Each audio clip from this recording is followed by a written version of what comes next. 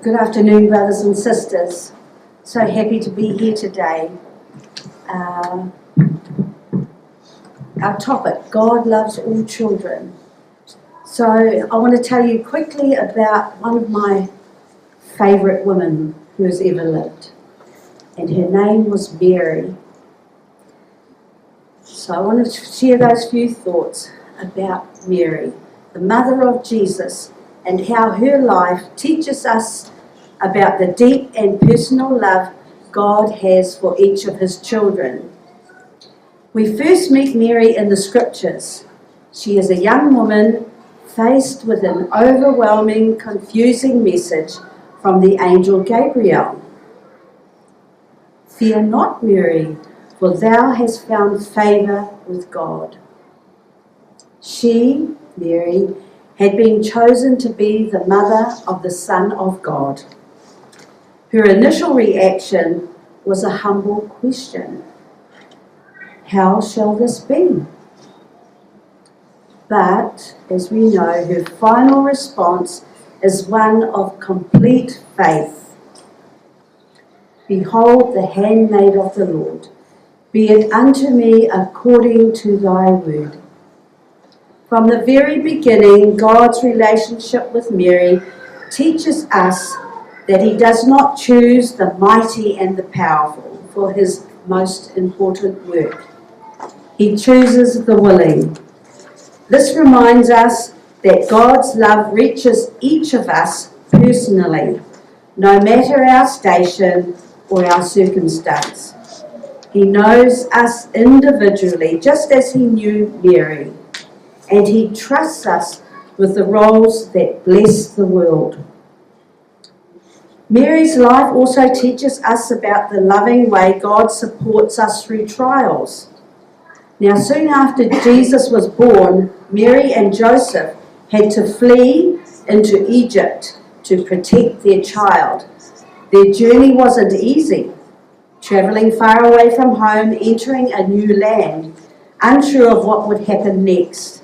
But God guided them, warned them, and protected them. This experience is the same for our own spiritual journeys. We all face moments when life suddenly shifts and the future feels uncertain.